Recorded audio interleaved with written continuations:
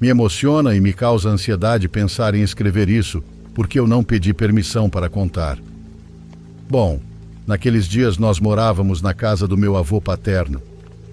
A casa dele é muito grande. Ela tem 7 quartos, 4 banheiros grandes, 2 pequenos, 2 áreas de churrasco, um campo de futebol com arquibancadas e uma biblioteca. O escritório e a cozinha são verdadeiras obras de arte, uma casa construída ao gosto do meu avô. Ele morreu quando eu tinha 16 anos e tive a oportunidade de conviver bem com ele. Era um homem firme, o que ele dizia era o que se fazia. Morreu de um infarto em seu escritório e tenho certeza de que não pediu ajuda. Sua voz era tão forte que até na rua poderiam tê-lo ouvido se gritasse. Encontraram-no sem sinais vitais às 11 da manhã e seu funeral foi espetacular. Era um homem de muito dinheiro e deixou o suficiente para que sua família celebrasse sua despedida. A festa durou 3 dias, 3 dias em que o corpo ficou no escritório, rodeado de baldes cheios de gelo para mantê-lo fresco. Veio gente de muitos lugares, houve grupos musicais e foi servida muita comida. Te conto isso para que você comece a ter uma pequena ideia do tipo de família que tenho, para que faça sentido o que estou prestes a contar. Numa manhã qualquer, fomos acordados por um alvoroço que vinha do andar de baixo. Era cedo, entre 6 e 7 da manhã. Minha mãe, antes de sair, nos disse que não podíamos nem mesmo espiar para fora da porta e entendemos que meus tios estavam brigando. Não estávamos assustados, estávamos mais entediados e com fome. Demorou quase 2 horas. Depois todos nos sentamos à grande mesa, como era o costume da família tomar café da manhã. O clima estava estranho e era evidente que todos estavam irritados. Quando estavam terminando de servir a comida, um dos meus tios se levantou da mesa e caminhou até a saída.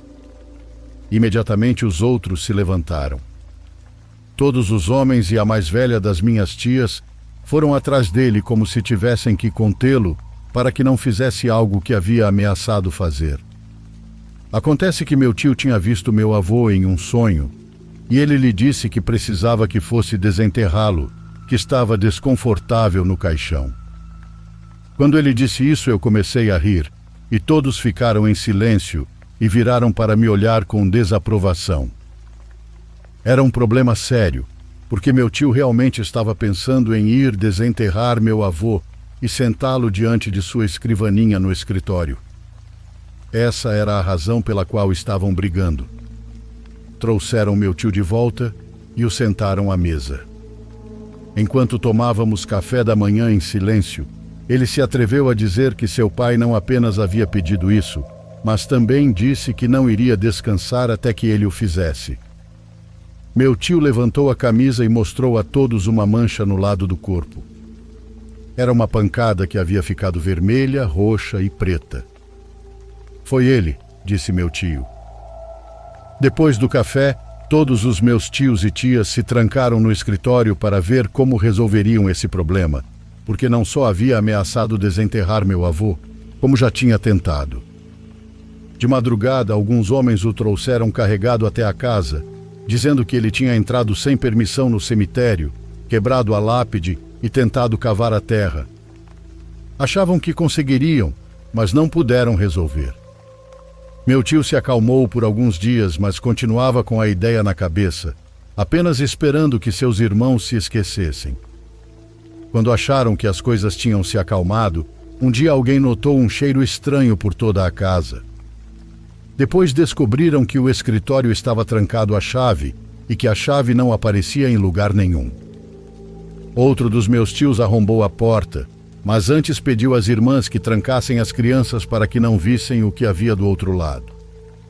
Eu tinha 16 anos e já tinha alguma noção dos problemas naquela casa, mas ainda assim não imaginava o que estava acontecendo. Disseram, crianças, e respondi para minha mãe enquanto ela me levava para o quarto. Ela me olhou com um pouco de ressentimento e depois me soltou. Quando conseguiram abrir a porta do escritório, saíram moscas e um fedor sem igual. Lá dentro havia mais escuridão que luz, o que é muito estranho, já que aquele escritório tinha amplas janelas que deixavam o sol entrar muito bem. A única luz que iluminava algo era a de uma velha geladeira que estava vazia e com a porta aberta. Confirmado, meu avô estava sentado diante da escrivaninha. Além de tê-lo desenterrado e levado até aquele lugar, meu tio também havia forrado as janelas com plástico para que não entrasse o calor de fora. Você deve estar se perguntando como não percebemos nada. Bom, é porque ele fez isso às 3 da manhã com a ajuda de gente que ele pagou. Ou você faria algo assim de graça? Só estou cumprindo a vontade dele, disse aos irmãos. Uma das minhas tias teve um ataque de pânico e precisaram levá-la ao hospital na mesma hora. O que vão fazer? Perguntei para minha mãe. Lembro que eu estava até com dor no estômago de nervoso. Vamos devolver meu pai para o túmulo. Assim que deu, os irmãos se trancaram no escritório, inclusive o que tinha desenterrado o corpo. Primeiro cobriram-no com um lençol. Já iam começar a tirar o plástico das janelas, mas alguém sugeriu não fazê-lo, caso alguém de fora conseguisse ver. Você achou que ninguém ia perceber? Disseram ao irmão que tinha feito tudo. Por isso fechei o escritório, para que ninguém entrasse para incomodá-lo. Ele respondeu. Os restos já tinham passado a primeira noite diante da escrivaninha, numa pose que jamais esquecerei. Pela primeira vez desde o dia de sua morte, meu avô não apareceu no sonho do meu tio para perturbá-lo, sufocá-lo enquanto dormia ou sussurrar coisas horríveis no seu ouvido.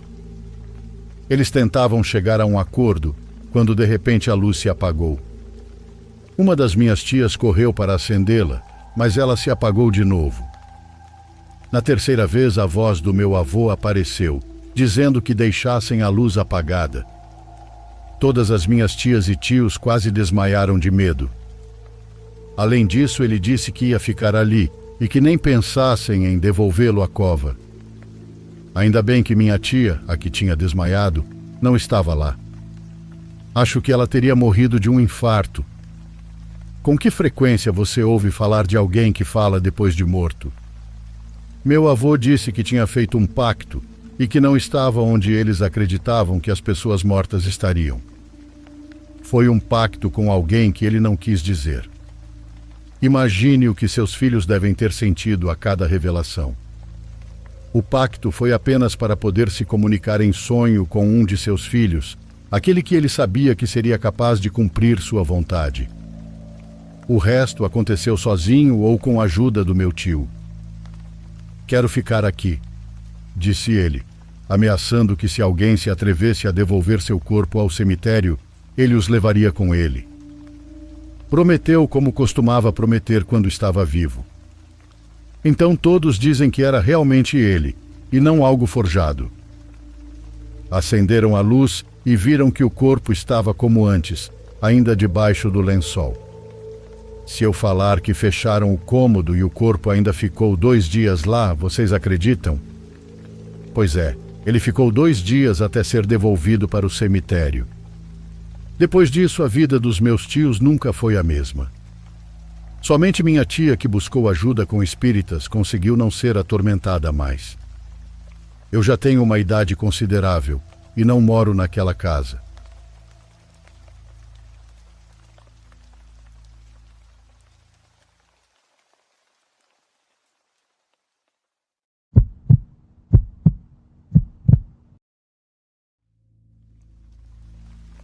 Meu nome é Ângeles e sou de um povoado da Amazônia venezuelana que fica próximo à beira do rio Orinoco.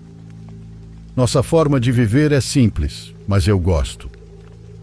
Embora eu seja jovem e não seja fácil se adaptar a um lugar tão remoto, a verdade é que não tenho aspirações de ir embora daqui, já que de fato sou bastante feliz. Agora bem, não é minha intenção falar sobre meu estilo de vida, e sim sobre algo que aconteceu comigo e com minha irmã quando éramos mais jovens. Acontece que este povoado tem seu próprio encanto e uma magia particular, e este relato anda muito de mãos dadas com isso. Existe uma lenda muito antiga anterior à colonização, que gira em torno de um animal do Orinoco chamado tonina. São, para que entendam, golfinhos de rio, e há séculos a lenda lhes atribui o poder de mudar de forma, sendo capazes de assumir a aparência de um ser humano para cortejar jovens e levá-las ao rio. Essa lenda é bem conhecida na América Latina ao todo e pouco muda. Bom, a partir daí o desfecho varia conforme quem conta. Alguns dizem que eles as afogam e nunca mais são vistas. Outros dizem que, estando a criatura apaixonada, a deixa ir depois de um tempo. Algumas histórias falam até de gestações misteriosas e partos que tiram a vida da mãe, apenas para dar à luz uma monstruosidade. O certo é que, assim como muitos de vocês, eu pensava que eram apenas histórias. De fato, eu as racionalizava como mitos criados para causar medo nas garotas, para que não se aproximassem sozinhas da beira do rio ou não seguissem nenhum homem. Dito assim, faz bastante sentido, mas logo eu descobriria que as lendas costumam nascer porque têm uma grande parte de verdade. Era início do ano de 2011, naquela época eu tinha 18 anos, e minha irmã mais nova, Maria Gabriela, tinha acabado de completar 15. Ela ainda ia à escola, mas à tarde nos ajudava, a minha mãe e a mim, em uma barraca que tínhamos no mercado do povoado, onde vendíamos produtos de primeira necessidade. E embora nos ajudasse bastante, a verdade é que era muito agitada e não demorava mais de 1 hora para sair da barraca e ir brincar com as crianças perto da praça. Minha mãe não se agradava muito que ela fizesse isso, mas também não queria impedir que se divertisse. A única regra que colocava era que estivesse de volta à barraca às 5 da tarde, para que nós 3 fôssemos juntas para casa. Ela sempre foi muito obediente a essa regra, razão pela qual minha mãe e eu ficamos bastante assustadas numa tarde em que ela não voltou. Saí muito preocupada para caminhar pela praça e ver se a encontrava, e graças a Deus não demorei para achá-la. Estava no centro da praça, atrás da estátua, conversando com um homem jovem na casa dos 20 anos. Aquela cena me arrepiou inteira, porque não havia nada, absolutamente nada, que justificasse aquele homem estar conversando com uma menina de 15 anos. O olhei de cima a baixo enquanto me aproximava correndo e fiquei muito nervosa ao ver o quão atraente ele era. Estava vestido com roupas caras, de chapéu, cabelo bem penteado, barba curta e bem cuidada. Assim que me viu, seu sorriso desapareceu, mas apenas por um instante, antes que minha irmã voltasse a olhá-lo. Maria me apresentou alegre e disse que ele era um senhor amável de Caracas, que havia comprado uma casa perto do rio e estava pedindo informações. Sim, claro. Assim que fiquei ao lado dela, a coloquei atrás de mim e adverti aquele homem para não voltar a se aproximar dela. Usei o tom mais sem educação que consegui e senti como Maria de repente entendeu que algo ruim estava acontecendo. Mas ao que parece, aquele homem não entendeu ou não se importou com o que eu disse, já que manteve o sorriso e com uma voz hipnótica me respondeu que só queria conhecer o povo. De repente me senti muito ameaçada, sem saber porquê, e recuei antes de segurar minha irmã pelo pulso e sair correndo dali. Fiz de tudo para encontrar minha mãe, já que nenhuma de nós sequer sonhava em ter telefone celular naquela época. Disse a Maria que não contaria nada à mamãe para que ela não a repreendesse, mas que de jeito nenhum voltasse a falar com desconhecidos, pois não sabíamos que intenções poderiam ter. O certo é que Maria era muito inocente para os 15 anos que tinha, e simplesmente assentiu, como se não entendesse direito o que havia acontecido. Poucos minutos depois encontramos minha mãe. Inventamos que ela não tinha ouvido os sinos da igreja ou algo do tipo, e além de uma leve bronca, o assunto não foi além, ao menos não naquele dia. No entanto, à noite tive pesadelos horríveis em que aquele homem tentava sequestrar minha irmã, e fiquei com uma sensação muito estranha no corpo, como se estivesse prestes a ter febre. Na manhã seguinte acordei realmente doente, e durante 2 dias não consegui sair da cama. No sábado já me sentia melhor e pude voltar a ajudar minha mãe na barraca. Perguntei, como quem não quer nada, sobre o comportamento da Maria. Minha mãe riu de mim, perguntando desde quando eu me importava tanto com a conduta da minha irmã. A pergunta fazia sentido, já que normalmente eu não ligava muito, mas desde o ocorrido com aquele homem eu vivia com os nervos nas alturas. Meu estômago embrulhou quando minha mãe disse que ultimamente Maria estava muito interessada em ir à praça, ainda mais do que de costume, e não estava ajudando muito. Na hora pensei naquele homem e senti a febre voltar no mesmo instante, mas minha mãe me acalmou, dizendo que certamente ela estava apenas brincando com as outras crianças. Tentei manter a calma durante o dia, assumindo que minha inquietação não tinha fundamento, embora tenha pensado muitas vezes em contar à mamãe sobre o homem. Mas não queria preocupá-la, e por fim decidi ir buscá-la perto do meio-dia. Quando a vi conversando com outros jovens da idade dela na praça, relaxei bastante e voltei ao trabalho, sem imaginar que algo ruim poderia acontecer. À noite, depois do jantar, estávamos assistindo televisão quando percebi que ela estava agindo de forma estranha. Falava pouco e parecia estar com a mente em outro lugar. Perguntei se estava acontecendo algo, mas ela respondeu que não. Ainda assim, percebi nervosismo em sua resposta. Não dei muita importância, assumindo que se algo sério estivesse acontecendo, ela me contaria. Fui dormir tranquila, porém algo que não mencionei é que tenho o sono muito leve e sons estranhos me despertam na hora. E ouvir a porta de casa se fechando no meio da noite, sem dúvida, entra nessa categoria.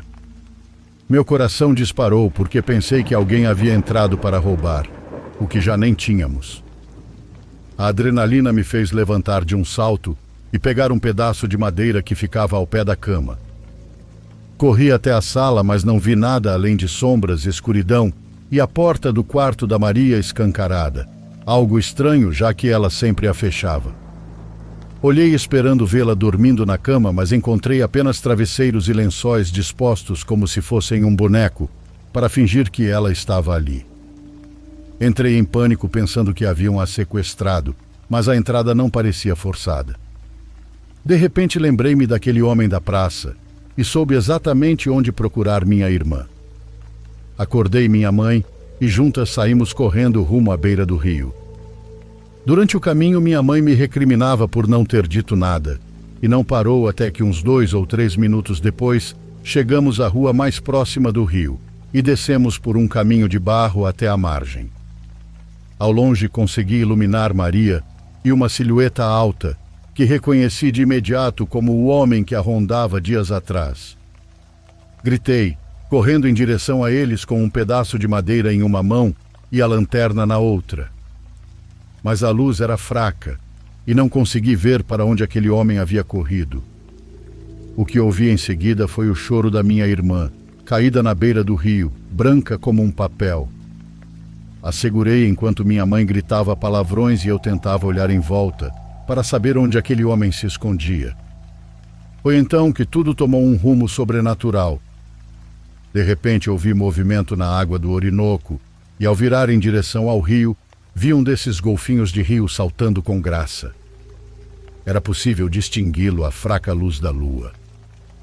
Só fiz a conexão alguns segundos depois, quando uma risada profunda e macabra me fez congelar a alma. Abracei forte Maria enquanto minha mãe amaldiçoava aquela criatura que zombava de nós, um segundo antes de nos puxar para longe da beira do rio. Quando chegamos em casa, minha irmã desabou. Ela chorou por quase meia hora até recuperar o fôlego e nos explicar que aquele homem vinha falando com ela nos últimos dias, enquanto eu estive doente. Ela sabia que não deveria falar com ele, mas quando o via era como se sua visão nublasse e não pensasse direito no que fazia. Mesmo assim, jurou que de verdade não queria conversar com ele. No fim, ele a marcou para se encontrar naquela noite na beira do rio, dizendo que finalmente mostraria sua casa. Foi quando nós a descobrimos. Minha mãe perguntou o que ela tinha visto antes de chegarmos, e ela contou que aquele homem saiu do rio vestido de branco, com o chapéu na cabeça, mas não parecia molhado. Depois de cumprimentá-la, tirou o chapéu e revelou um buraco no meio da cabeça. Ela ficou aterrorizada enquanto ele dava uma risada que só foi interrompida pela luz da minha lanterna e pelos meus gritos. Quando a luz deixou de iluminá-los, aquele homem se jogou na água. Foi isso que Maria Gabriela viu. Posso viver em um povoado afastado, e pode ser que estejamos longe do que muitos entendem por civilização. Conheço bem o estigma que muitas vezes existe em relação às pessoas que vivem em lugares tão remotos, mas não sou tola, nem acredito em tudo o que me contam. Ainda assim, naquela noite, nós três tivemos certeza de que o que havia acontecido não era algo natural, nem que tivesse explicação lógica. As lendas das Américas sobre criaturas que sequestram mulheres se mostrou verdadeira, ou pelo menos em parte, já que duvido muito que aqueles animais tenham algo de maldade. Essa é minha história, e desculpe se ficou um pouco longa. Um abraço de uma venezuelana que ama seu canal.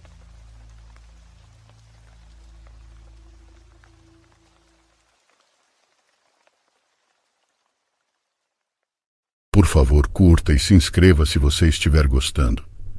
Agora continuamos.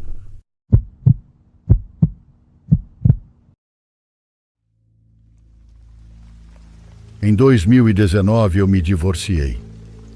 Não foi apenas o fim de um casamento, foi o desmoronamento de tudo o que eu havia construído. Aconteceu no pior momento, justamente quando eu tinha acabado de deixar o meu trabalho.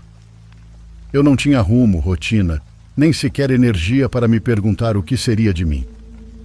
Assinei os papéis e voltei para casa em silêncio. Assim que fechei a porta, senti um peso insuportável no peito. Eu não queria estar ali. O apartamento parecia mais vazio do que nunca, como se algo tivesse ido embora junto com ela. Decidi arrumar minhas coisas, pois eu precisava sair dali e ficar longe das paredes, longe da cidade, longe de tudo. Ainda tinha meu equipamento de camping, pois sempre foi uma das minhas atividades favoritas, embora depois de casar eu tivesse parado de praticar. Era uma daquelas tantas coisas que eu havia abandonado sem perceber. Mas agora, nesse vazio que me cercava, voltar para a floresta me pareceu a única saída. Queria ir por 7, talvez 12 dias, só eu e a Kira, que é uma cachorrinha schnauzer de porte médio. Sei que para alguns pode parecer exagero, mas eu já tinha feito isso antes, e em momentos como aquele, acampar seria a única coisa que realmente poderia me ajudar.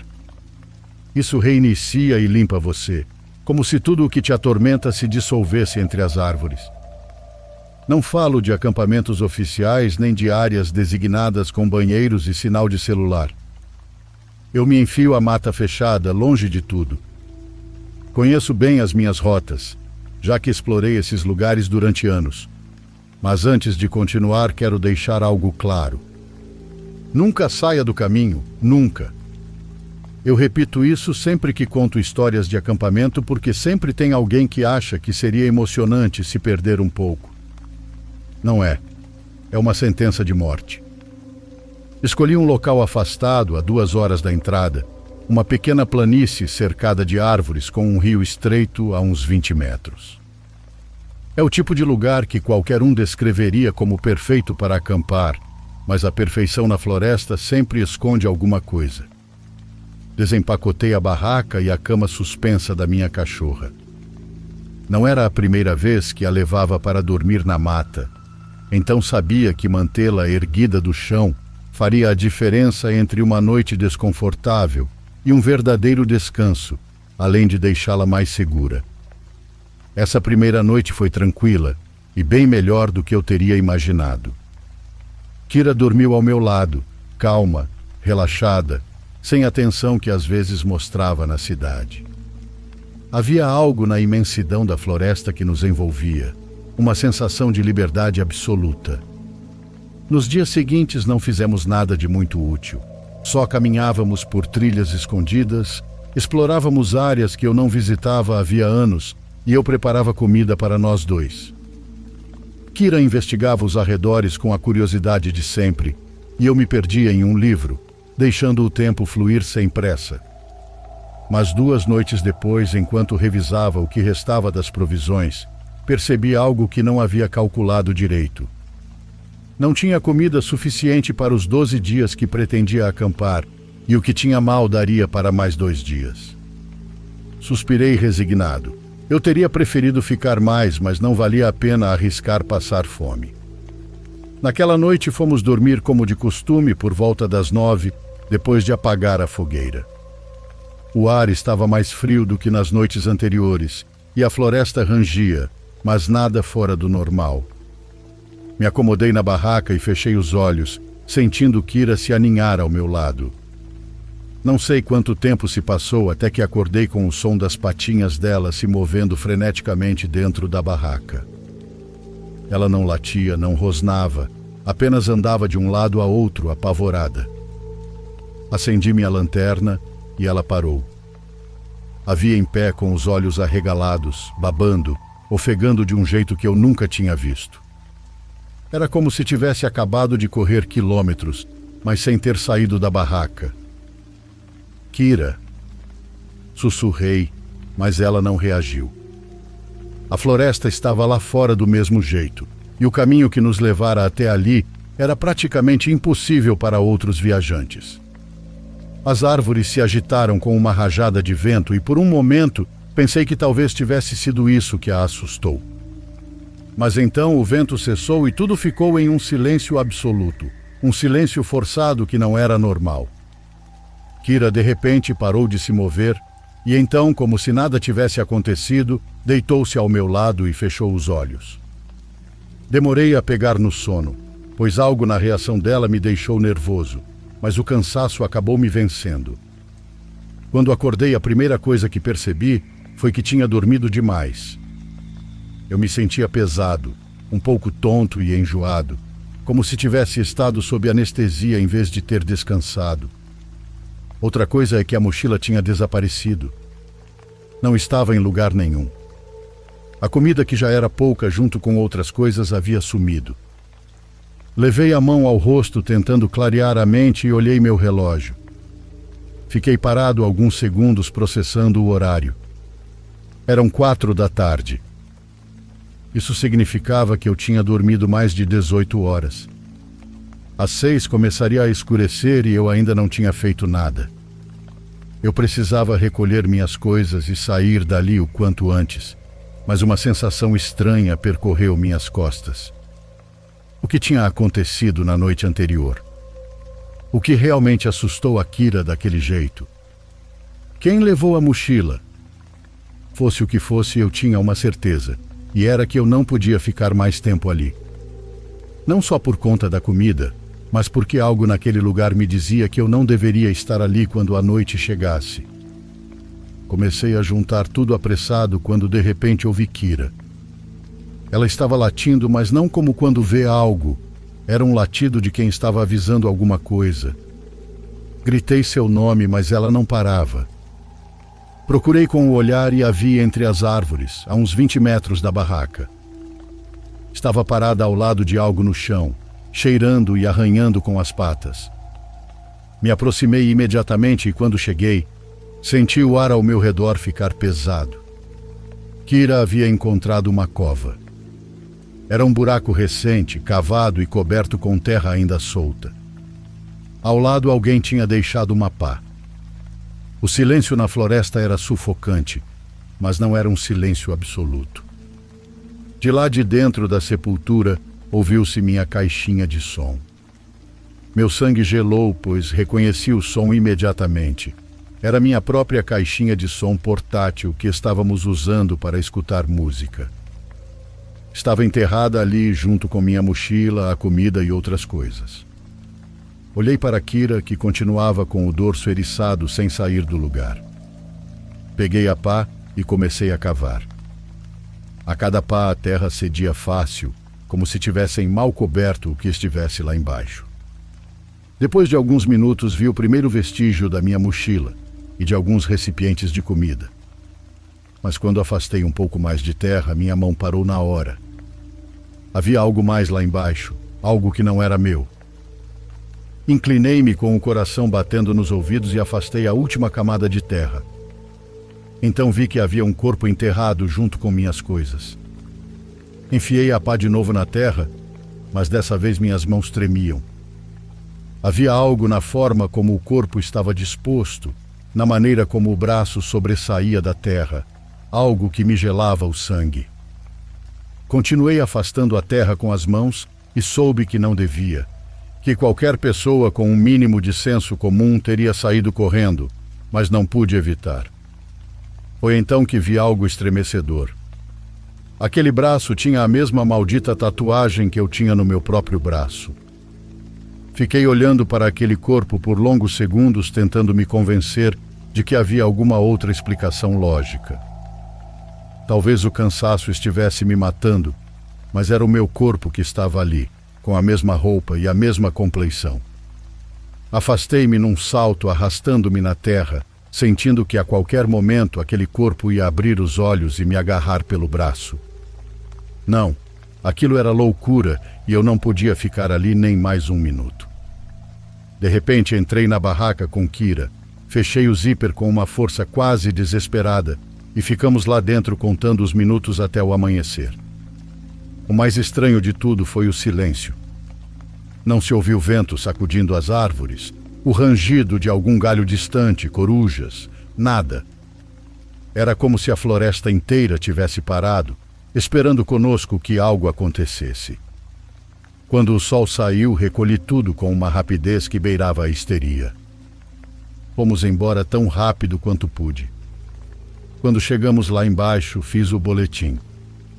Não mencionei que o corpo se parecia comigo, mas insisti que havia algo enterrado lá em cima. Levaram-me com eles para eu indicar o lugar exato, e eu estava nervoso. O que aconteceria quando o desenterrassem? O que diriam ao ver meu próprio rosto, minha própria roupa, minha própria tatuagem? Chegamos ao ponto, começaram a cavar e então desenterraram um boneco de palha, um maldito boneco de palha vestido com roupas velhas. Os oficiais me olharam estranho. Um deles murmurou algo sobre fadiga, sobre fome e sobre loucura por estar tanto tempo sozinho na floresta. Eu insisti que não era um boneco, que eu tinha visto um corpo, mas não houve mais o que fazer. Fui embora com uma sensação estranha no peito, como se tivessem me deixado com um peso que eu não podia sacudir. Depois dessa experiência não parei de acampar, mas nunca mais me afastei tanto.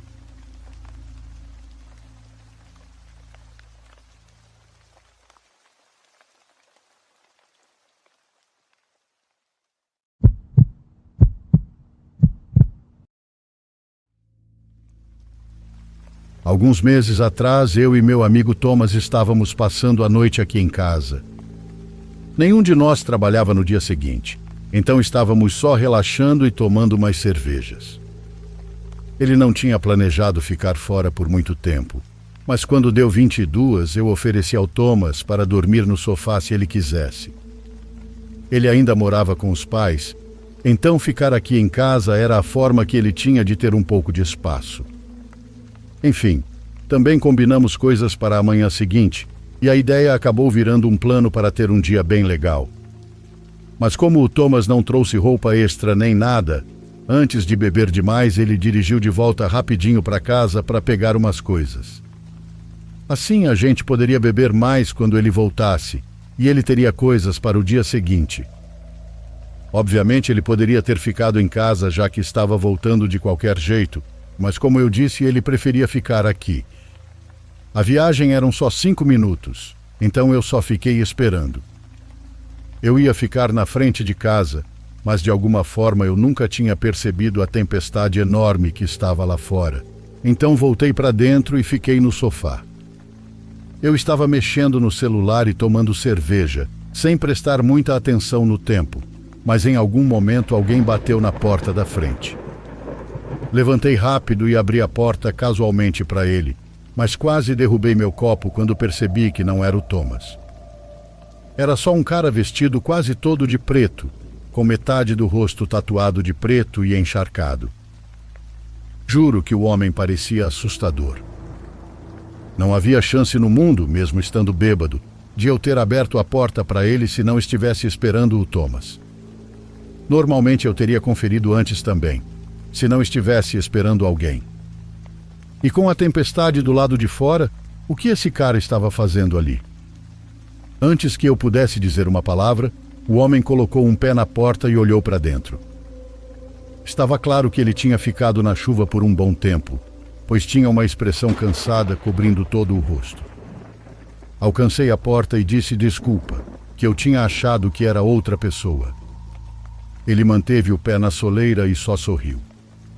Comecei a fechar a porta, e ele ainda não entendeu a indireta, mantendo o pé bem ali. Foi incrivelmente esquisito e também constrangedor, porque por uns 4 ou 5 segundos ficamos só ali parados. Ele não disse nada, e eu estava bêbado demais para pensar em algo para falar. Aí finalmente ele tirou o pé e deu um passo para trás, ainda sorrindo, enquanto eu fechava a porta. Imediatamente voltei para o sofá e mandei um torpedo para o Thomas avisando do maluco espreitando na porta. Para ser honesto, foi mais uma mensagem de brincadeira. Depois de fechar a porta e tal, achei aquilo tão ridículo que achei até engraçado. Talvez eu tivesse bebido demais. Esperei um bom tempo, definitivamente mais do que ele deveria demorar para voltar. Pensei que a tempestade poderia ter atrasado as coisas, mas quando fui até a janela checar a chuva, vi o carro do Thomas estacionado na calçada. Confuso, fui até a porta da frente e abri, mas o Thomas não estava lá. Fiquei parado na entrada, olhando para a chuva por 1 minuto, mas ficou claro que ele não aparecia. O carro dele estava estacionado e desligado, e não vi nenhum movimento lá dentro, então definitivamente ele não estava sentado no carro. Peguei o celular e liguei para o dele. Logo uma luz acendeu no carro. Era o telefone dele, e iluminou o suficiente para eu ver claramente que ele não estava dentro. Agora eu fiquei preocupado. Saí correndo na chuva até o fim da entrada da garagem e olhei em volta. Gritei o nome dele, mas estava tão alto o som lá fora que eu sabia que era inútil. De alguma forma, só quando fiquei completamente encharcado pela chuva é que me lembrei do homem esquisito que estava do lado de fora da casa antes. Comecei a pensar que ele poderia ter algo a ver com aquilo. Tomando uma sensação realmente pesada sobre tudo aquilo, corri de volta para dentro, fechando e trancando a porta. Ao tirar os sapatos, senti rapidamente que havia mais algo errado. Olhei para cima e o corredor principal estava escuro. Tipo escuro mesmo, como se nenhuma das luzes estivesse acesa. Jurei que as tinha deixado todas acesas, ou pelo menos algumas. Caminhei devagar até o fim do corredor. A tempestade batendo do lado de fora, junto com o silêncio calmo dentro da casa, deixava tudo muito mais tenso. Cheguei ao fim e olhei ao redor.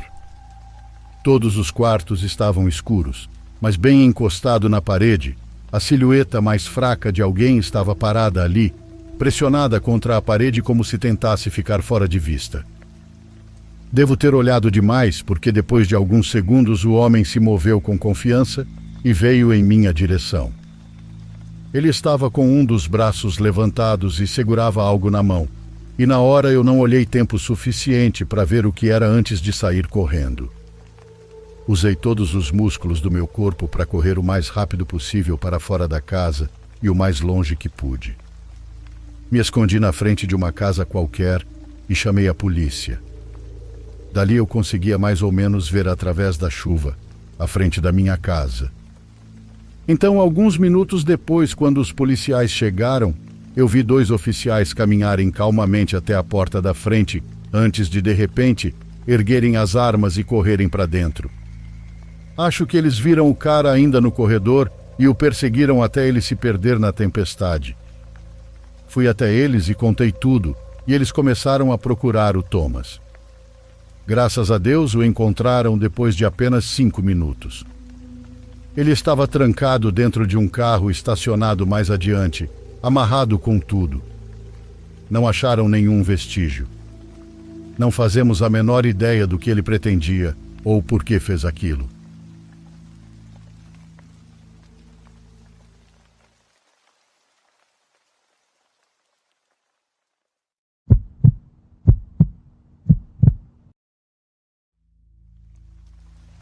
Quero contar uma experiência que vivi há alguns anos na casa da minha avó. Embora a casa dela não seja muito antiga, sempre teve um aspecto um pouco estranho para mim. Por isso nunca gostei muito de dormir lá. Às vezes, do nada, era comum ouvir ruídos no segundo andar, como bolinhas rolando, passos e vozes, esse tipo de coisa. No começo, esses sons me assustavam, mas com o tempo me acostumei e parei de dar importância a eles. No segundo andar mora minha tia, que trabalha em um hospital. Ela sempre comentou que, por causa do trabalho, sente que frequentemente traz coisas para casa. Essas sensações se intensificaram quando ela começou a dizer que sentia que alguém a observava. E não era apenas uma sensação, várias vezes ela chegou a vê-la, ou pelo menos era isso que ela afirmava. Ela descrevia uma mulher vestida completamente de preto, com chapéu e vestido longo, que a encarava fixamente. Segundo minha tia, essa figura nunca a machucou, mas estava sempre lá, a observando, fosse visível ou não. Os meses se passaram, e minha tia continuava falando sobre essa mulher. Foi assim até que uma noite, enquanto voltávamos de uma festa com outros familiares, minha tia, que estava dirigindo, parou de repente no meio da rua. Apontou para o outro lado e disse em alto e bom tom: "Ali está. Vocês podem ver? Está parada ali." Minha avó respondeu que não havia ninguém, e eu também não vi nada, mas o calafrio que senti ao ver minha tia tão concentrada foi indescritível. O olhar dela não parecia mentir. Minha avó começou a rezar e, depois de alguns minutos, minha tia disse que aquela coisa tinha ido embora. Continuamos o caminho e voltamos para casa em silêncio total. Semanas depois, voltei a dormir na casa da minha avó. Naquela noite, como de costume, tudo estava em silêncio desde cedo, já que minha avó costuma ir para a cama às 9. De repente, ouvi alguém abrindo a porta da frente. Era uma tia que eu não conhecia até aquela noite. Segundo minha mãe, ela se dedica à bruxaria e a fazer trabalhos. Vi essa tia subir rapidamente para o segundo andar com minha outra tia, e não se passaram muitos minutos até que os gritos começaram. No início eram gritos normais, mas depois a voz da minha tia pareceu mudar. O grito começava como o de uma mulher, com sua voz normal, mas depois, na mesma frase, na mesma palavra, a voz ia mudando, como se um homem falasse através dela. O ambiente ficou tão tenso que minha mãe e minha avó acordaram. Eu, petrificado na sala, não conseguia processar o que estava ouvindo. Depois de alguns minutos de silêncio, minha avó se aproximou, me deu uma Bíblia aberta e pediu o seguinte: "Leve esta Bíblia para o segundo andar e deixe-a aberta. Para chegar ao segundo andar é preciso sair, já que as escadas ficam do lado de fora da casa." Saí com a Bíblia nas mãos e, enquanto subia, levantei o olhar. Lá, no final das escadas, a vi. Lá estava ela, a mesma mulher que minha tia havia descrito, com chapéu e vestido preto. Ela estava no meio do caminho, bloqueando minha passagem e com a cabeça baixa. Assim que a vi, desci correndo com o coração disparado. Pela primeira vez na minha vida, eu tinha acabado de ver uma coisa que não deveria estar aqui. Minha avó me viu tão assustado que decidiu me acompanhar. Ela segurou minha mão e disse: Vamos nós dois, vamos juntos." Aceitei apenas para me convencer de que tudo era minha imaginação. Subimos, deixamos a Bíblia aberta na sala do segundo andar e não nos aproximamos do quarto da minha tia. Depois disso, após algum tempo, a noite transcorreu normalmente, mas desde então raramente fico para dormir naquela casa. Só durmo lá quando não tenho outra opção. Aquela tia que faz trabalhos de bruxaria aparece muito raramente, mas continuo ouvindo falar das coisas que ela faz.